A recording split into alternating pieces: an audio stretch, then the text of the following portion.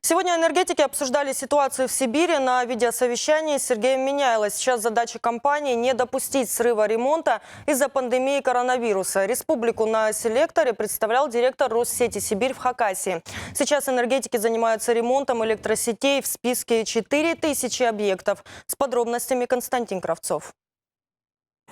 Усть-Абаканский район, село Московское. Ремонтная бригада «Хакасэнерго» собирает анкерную опору. Тяжелые лиственные бревна в руках специалистов, словно конструктор. Старая, которой несколько десятков лет, пока еще стоит рядом, но уже покосилась. Представить несложно, что будет, если она внезапно рухнет. Целый населенный пункт останется без света. В идеале по Хакасии каждый год нужно менять по 5000 старых опор.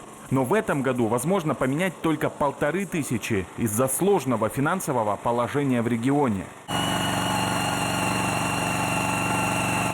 Это уже законченная работа в соседнем селе Калинино. Только в Усть-Абаканском районе за сезон хакасский филиал планирует заменить около 100 опор линии электропередачи.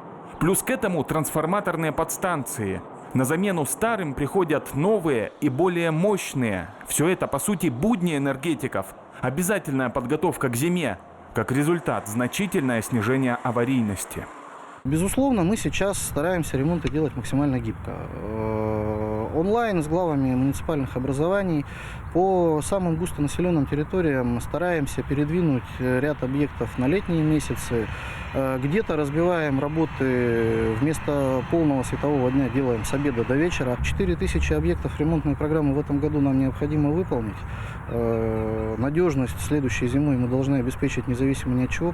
То, насколько эффективно будет реализована ремонтная программа, во многом зависит и от потребителей, а точнее от добросовестных потребителей.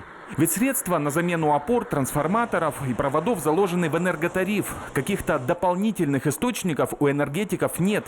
Вопрос неплатежей за свет в Хакасии традиционно острый, и это на фоне того, что федеральные власти отменили начисление пени до конца года из-за пандемии коронавируса.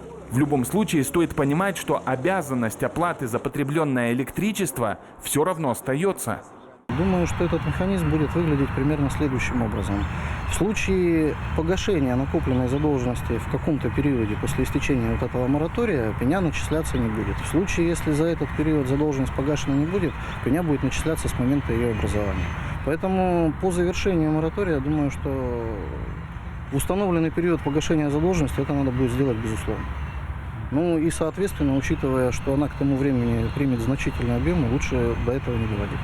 При этом в энергокомпании подчеркивают, они всегда открыты для потребителей и готовы уладить вопросы в индивидуальном порядке.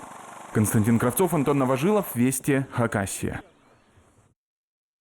И, кстати, завтра, 16 апреля, с 9:30 до 11:00 руководитель хакасского филиала Россети Сибирь Сергей Заворин будет лично принимать обращения.